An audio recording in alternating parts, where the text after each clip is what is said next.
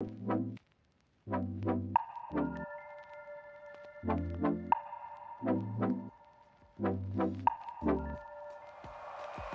is Tips and Tricks for Starting Prominence 2 RPG. You're here because you have questions, and the most common questions I get are the simplest to answer. How do I even start this mod pack? You've downloaded the pack and loaded in, but there's so much to do and so many things to look at and read, it's all a little bit overwhelming. I'm here to make it simple. The first tip I want to give you is to read the Questbook. The Questbook in Prominence 2 is full of quests and story, lore, and even some Easter eggs you could find as you go. Reading the Questbook is easy and would save you a lot of headache as you go along. You can locate it on your hotbar as you load in, or you can open your inventory and see it on the right-hand side next to the crafting table in your inventory, right here. In the Getting Started questline, you learn how leveling up works, that you have to kill bosses at the right level to progress in the campaign, and by defeating bosses you can earn rewards. It also teaches you some basic information and gives you a link to the wiki, which is key to answering all of your questions.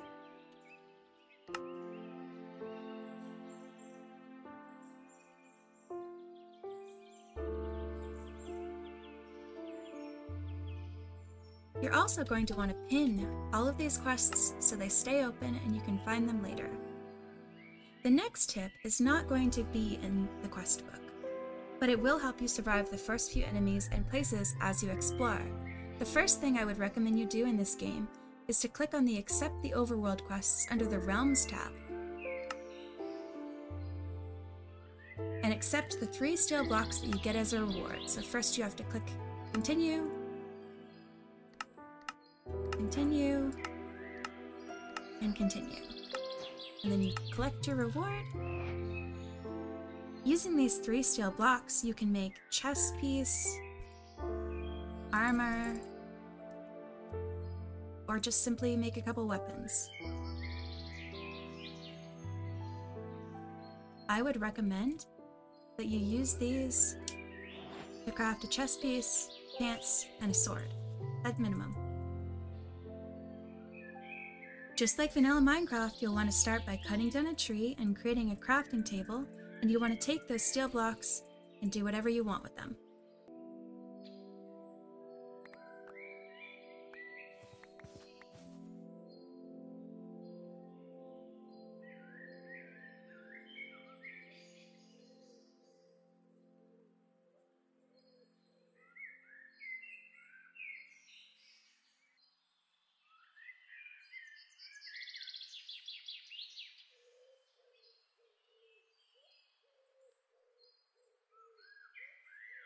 You can even make a full set of armor, basically, with 1 steel ingot left over.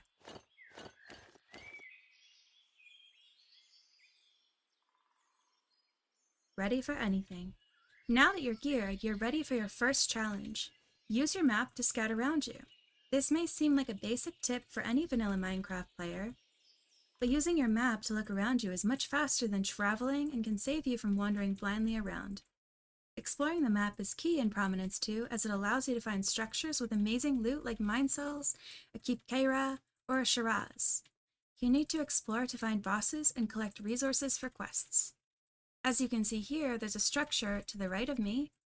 There is an AE2 meteor down below to the right. And if we zoom out a little bit, you'll see another structure to the far left over here. Let's see. Is there anything else around?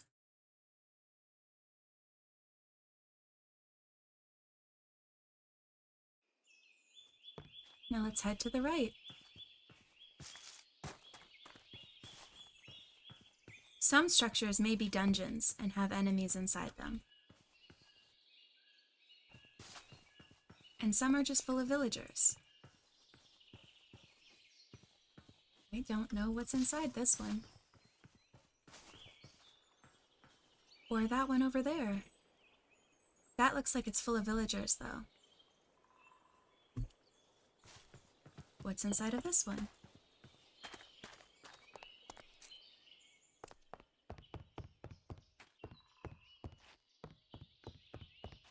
This looks like a good place for a starter base.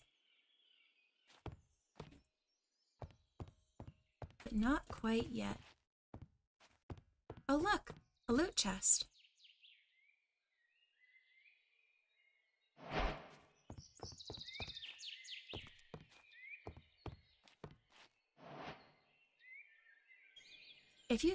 After wandering around for a little while, if you look at your map and spot a small blue half circle, that's a Minecells portal, like this right here. These portals are packed with weapons, armor, and valuable loot like iron, gold, emeralds, string, enchanted books, and diamonds, making them a great way to gear up for your first boss. Keep an eye out and head this way for a strong start.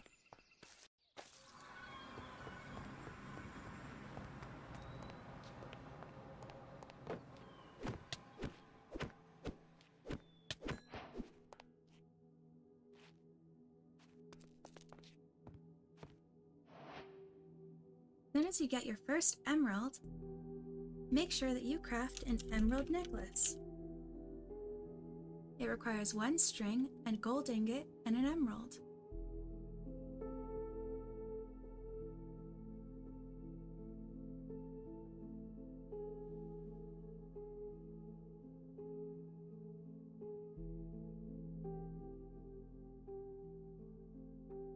This will increase your luck and make your chances of finding good loot in chests much higher.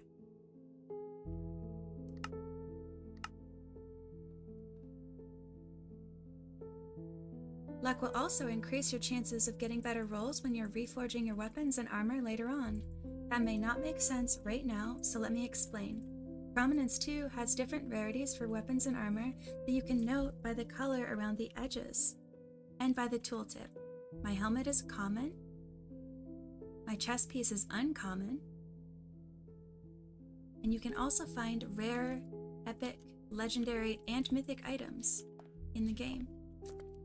The chances of finding these items are much better, or creating them are much better, when you have better luck. Look, there's a rare sword.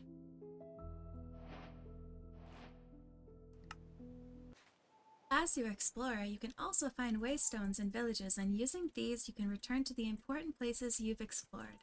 You can collect them from the village by mining them with a pickaxe, and place them down wherever you like, renaming them on the second page right here, and then you can hit the save waystone name, and you can make your waystone global if you're on your own server. Waystones are craftable as well, so don't worry if you struggle to find them. Waystones are incredibly useful when you decide an area to set as your base, and later on you can even make them a pocket version, using trophies you earn from killing bosses.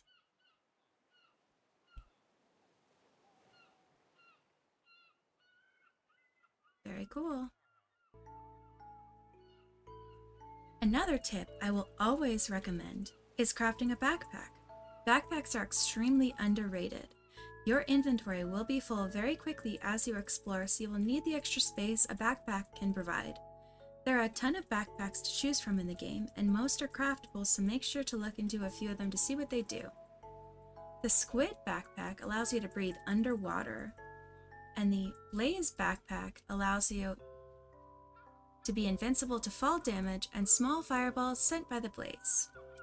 Then there's the magma backpack that allows you fire resistance, and the creeper backpack gives you an explosion around you that damages every creature around, granting player absorption, regeneration, and fire protection effects if you're going to die. These are all very good options. You can upgrade your backpacks for more slots, and there are more upgrades that allow you to play music discs as you walk, like the jukebox upgrade.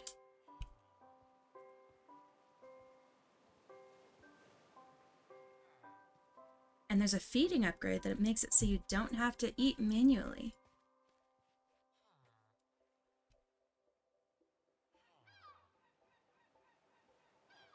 All it requires is a golden apple, golden carrot, blank upgrade, and 3 redstone dust. This will save you a lot of time while you're exploring. Exploring the map is key to you learning important game mechanics like combat and figuring out what kind of build you prefer, as there are dozens of options to choose from. You can see all of the different options to choose from when you open your skill tree by pressing N. You can always try something for now and change your mind later, but you have to choose one of the 6 options in the middle of the skill tree at the beginning as soon as you get talent points. You can see all the different options to choose from when you open your skill tree, and you can always just try something for now and change your mind later. Skill points you add using your skill tree are all removable by using a knowledge scroll, so make sure you test out different builds and playstyles. If you want to be a mage, tank, bard, rogue, archer, healer, warrior, or monk, or some combination of all of them, there's a build for you. The wiki has a ton of the builds already, as well as the Discord, and even more created by players just like you. Almost every build relies on spellbooks or tomes. To craft one, you have to make a spell binding table and surround it with 18 vanilla bookshelves. It requires 3 polished diorite, 2 amethyst shards, a gold ingot, and a book. Then with a book, some lapis, and 40 levels, you can choose a spell tome from a wide list of options. Equip the spell tome in your accessories and you're ready to cast. It goes right into your trinkets in here. Some weapons require runes, but if you enchant your weapons with spell infinity, you can cast your spells for free. Some spell tomes are more advanced, and you can view that in the Questbook.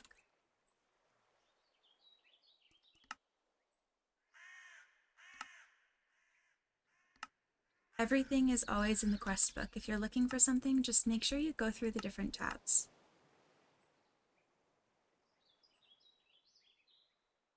You can also use EMI to figure out how to craft the spellbooks you require, like the Phoenix Rites. It requires a trophy, fire technique book, and an abyssal amethyst. Make sure you use your EMI to its fullest potential. It's easy to scroll through the pages and search for things you want, the skill I notice a lot of players seem to lack. You can find anything you want from a specific mod by using the @ symbol and then the mod title, like @industrial. There you go, that's all the intro stuff. You can make the guidebook, all of the upgrades, the machines, and then it goes to modern industrialization. If you want to go and search for something like traveler's backpacks, all of the stuff you need to know to make the traveler's backpacks, all of the different options. If you want to learn how to use Britannia, there you go, all of the different Britannia items. Sometimes it can be a little bit overwhelming, so if you want to search through, each of these options usually has a guide. The Britannia guide requires a book and a sapling to craft. Once you find what you're searching for, you can hover over it and click U to see what it's used for, or R to see what the recipe is.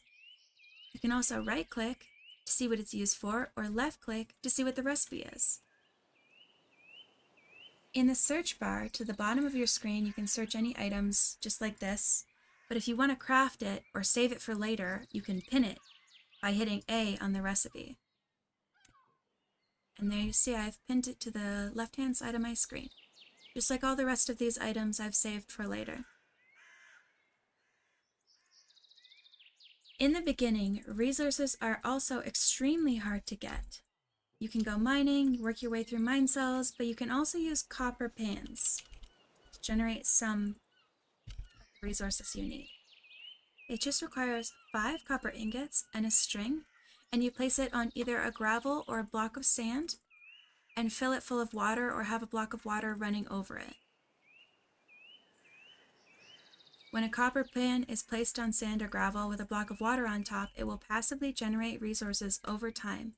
The copper pan has a fixed percentage chance to collect iron, gold, sand, emeralds, gravel, clay balls, and all of these resources are incredibly useful for early game.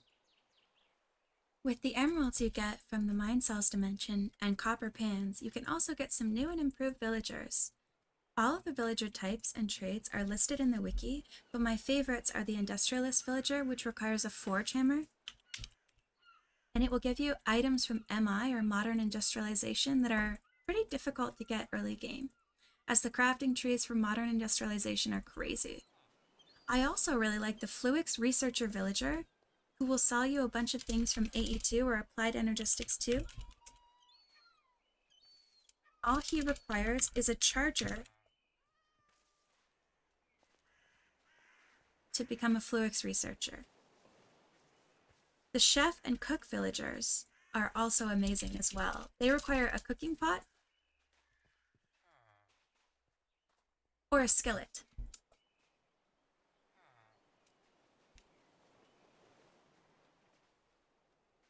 Which are fairly easy to craft, and they sell you really amazing food early on in the game. There's also the alchemist villager. The alchemist villager gives you gas tears and dragon's breath, and all it requires is an alchemist table.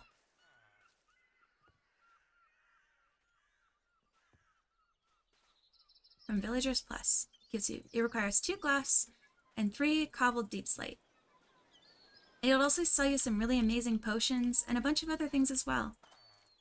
And all of these villagers have a chance to sell you emeralds for other stuff, or trade you emeralds for other items, which is amazing. So you can use them in a loop. Next tip. Many of the boss arenas can be reset with brimstone nectar, which is also why the alchemist villager is so great. Brimstone nectar is made with dragon's breath, a gas tier, and a netherite scrap piece.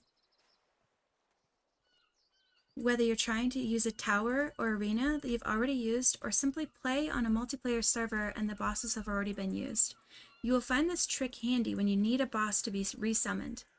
The wiki has guides for all of the bosses, and if you want to avoid the spoilers, you can scroll down to the bottom of the guides to view how to resummon each of the bosses. When you find an area you want to make your base, you're going to want to claim the area to make it so other players and creatures can't destroy your base. That's right, creepers and hostile mobs can't break the areas you claim. Once you've made a group by typing /openpack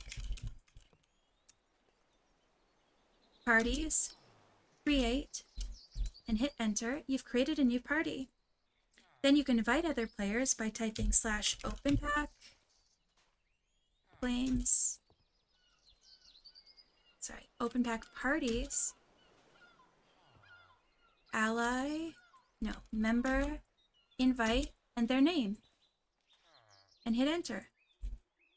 To claim, all you have to do is open your map, right-click the areas that you want to claim, and hit claim selected. To force load the chunk that you're in, all you have to do is right-click the areas you want to force load and hit force load selected after you've claimed them. And there you go. This whole area will be force loaded as long as I am online. To see the OpenPack settings, all you have to do is hit the button next to enter, the apostrophe button, on the right-hand side, and then go to Player Config menu, My Player Config, and you can see all of the OpenPack settings. Very, very easy. There's 9 pages of them. To make it so hostile mobs can't kill you or spawn in your area that you've claimed, all you have to do is turn protect from hostile mobs spawn, which is on page 6. Close.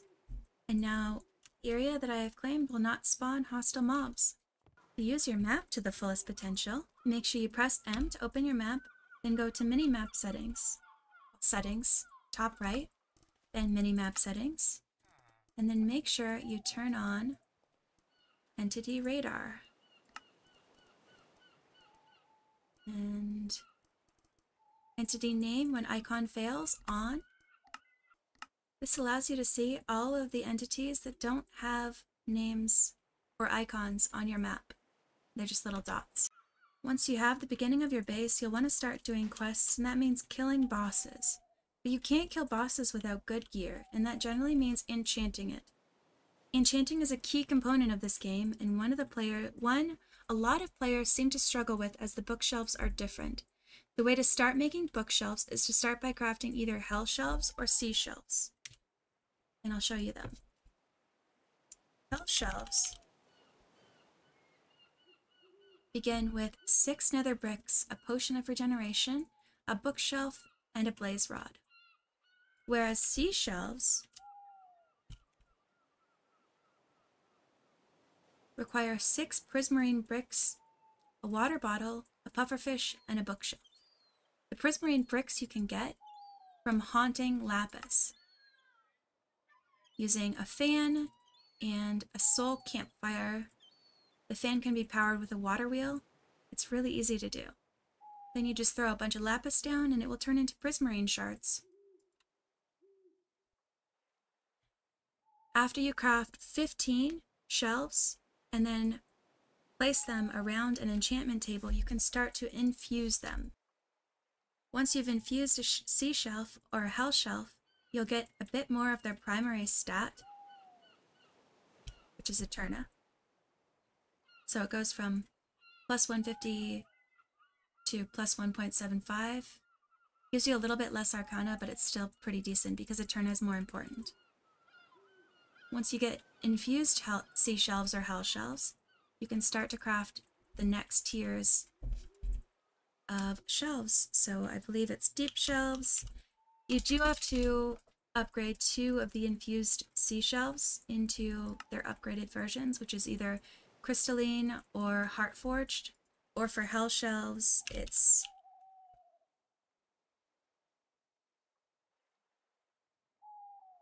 you're going to want to craft blazing hell shelves or glowing hell shelves, 2 of them. Once you have that, you can start to craft the deep slate dormant deep shelves. So you need 6 deep slate and 3 books to craft them, and then infuse them in the enchantment tables. These are useful for a lot of the end game shelves that you'll need. It's all in the wiki, and it's also in the guides Questbook. Making all of these bookshelves together and making a max enchantment setup is key, because once you have that, you can basically get any enchantment in the game, and you can store them in libraries that you can craft from the shelves themselves. The first library is called the Enchantment Library. It's crafted with 4 infused shelves, 4 ender chests, and an enchantment table. The next tier up is to simply take that enchantment library and infuse it into the Library of Alexandria. The libraries can store any amount of enchanted books, although the Library of Alexandria can store more of them and has a higher capacity for leveled enchants. I've already told you how luck works and what it's good for, but there are other ways to increase your luck other than the Emerald Necklace.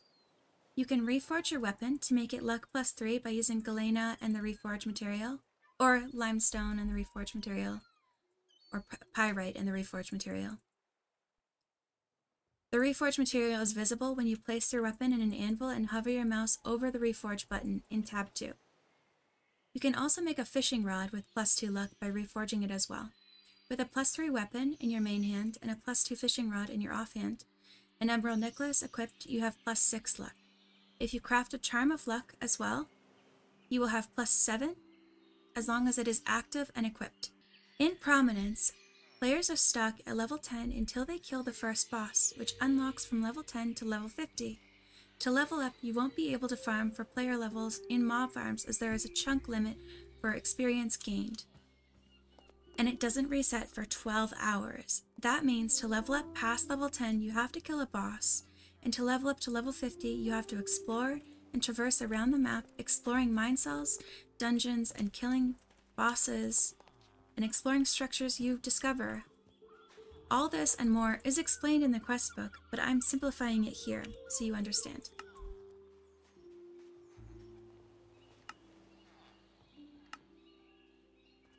The Questbook explains everything from how combat works, how to level up, what you have to do, unlocking your abilities, getting artifact weapons, and much, much more.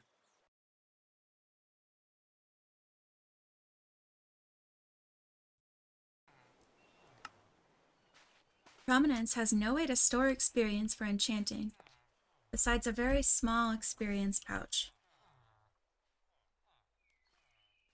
It's not very good. But there are other ways to get experience in this. And farming excessive levels is a noob trap. So if you want to go for 800 to 2000 levels, you'll lose it all when you die. And you die fairly often in the beginning. However, you can farm experience for enchanting efficiently. The best method is setting up a mob spawner farm where mobs drop into a kill box. To maximize experience gains, use a weapon enchanted with Knowledge of Ages, and equip a lapis backpack, a golden hook, superstitious hat, which you get from mimics, and a charm of ancient knowledge too. Other ways to gain experience include completing quests, exploring Minecells dimensions, using crushing wheels to crush ore, or even crafting bottles of experience. And finally, the last tip, tip 20. There are 100 ways to do anything in this game, and you need to find what works best for you. There is no best build for your character. There will not be a single build that is better than the rest forever. This pack changes constantly as it grows and things are added into the game. Over the last year, Elosin, the mod dev, has added a ton of content and she has made extensive changes to the way damage is done, to players and to bosses, as well as health and level scaling changes. If you need any help, feel free to come ask questions in the Prominence chat in Luna Pixel's Discord server. I will link it in the box below. So experiment, adapt, and play how you enjoy the most. At the end of the day, it's your adventure. Have fun! Thanks for watching!